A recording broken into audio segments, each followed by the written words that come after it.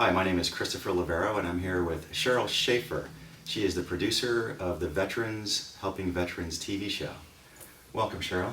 Hi, Chris. Nice to meet you. Nice to meet you finally. I've heard so much about you.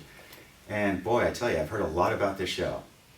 And, you know, I was wondering what was the nucleus of the show and what's your background coming into it?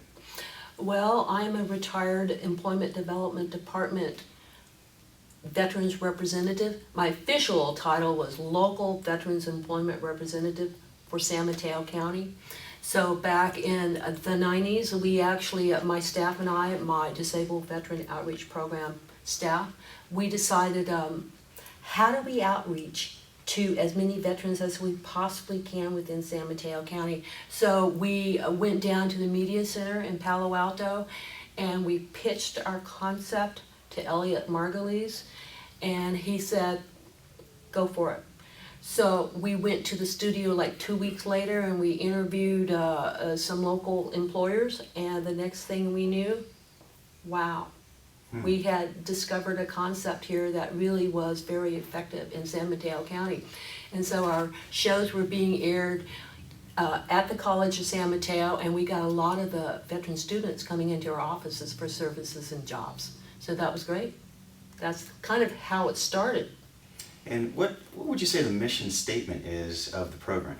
Well, really the mission statement is to educate, inform, and motivate veterans to know about their entitlements and apply for them. It's a very simple thing that we're trying to do. It never ceases to amaze me how many veterans don't know what they're entitled to. In my career with the EDD, I work with thousands of veterans, and one of the things I found most interesting, this is an example. Veterans think they have to have served in a combat to be eligible for medical care at the VA, and that's not true.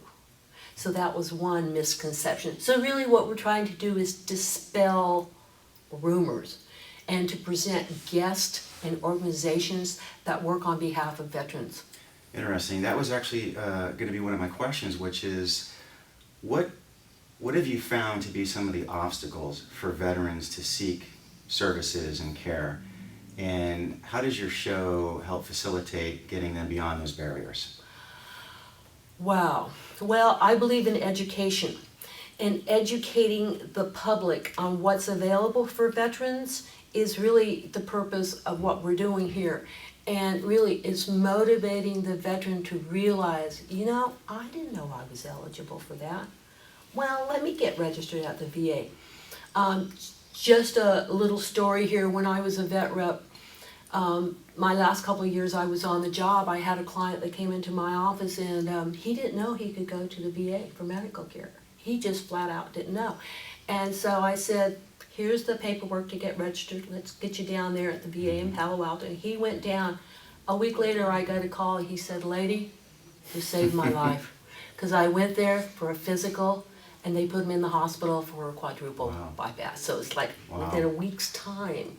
Because, you know, they come into the office and when people don't know what's available, they're not going to apply for it. And I'm a firm believer in that the veterans are entitled to these services. It is not a handout. It is not welfare. This is something that has been earned through blood, sweat, and tears.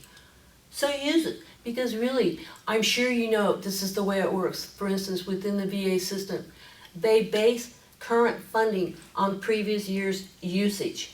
What does that mean? The more people that come into the system and use the system, the more funding stays in place for future generations. I have a confession to make. It took me, I think, 5 years before I enrolled in the VA after I came back from Iraq. And looking back, I realized, boy, what a mistake. I wish I would have known just the value of the VA healthcare system and what they offer. I would have enrolled the first year. Well, because, you know, and you're a perfect example. See, your generation of veterans, you know what you're going through, repetitive deployments, PTSD, sleep deprivation issues. That's a huge problem. I wouldn't know anything about that. Yeah, right. From one veteran to the other, yeah, right. Okay, but the point is this. The point is, There is help available for the There veterans. is. And a lot of veterans don't want to deal with the system or the bureaucracy or the administrative protocol that the VA has set up. Well, that's because, you know, whatever experience they had in the military, sometimes it's not a good experience for whatever reason, and they just don't want to deal. Well, we're trying to get you to deal.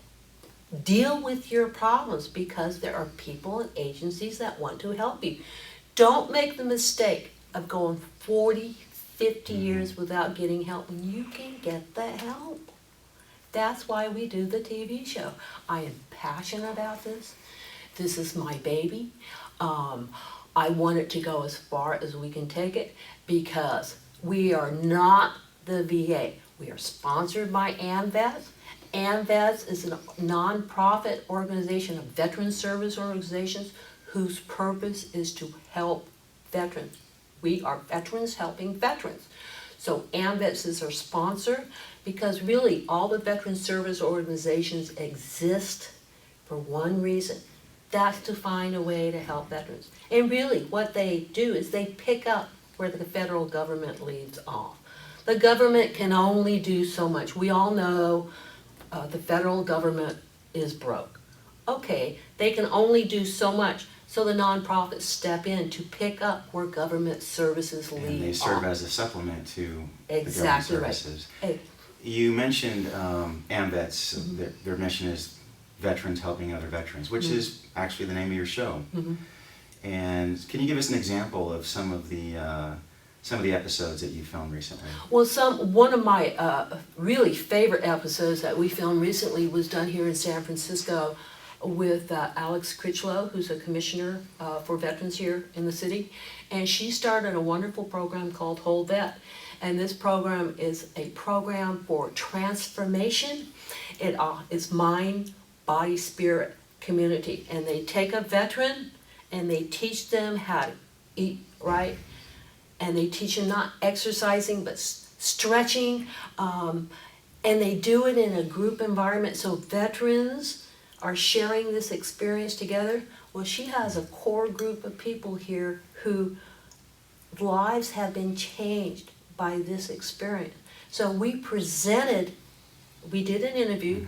We interviewed about 20, 25 people. Wasn't able to use all the interviews, but what we were looking for was how this program changed your life, how it made a positive impact in your life. So that's basically what we're looking for, is making a difference.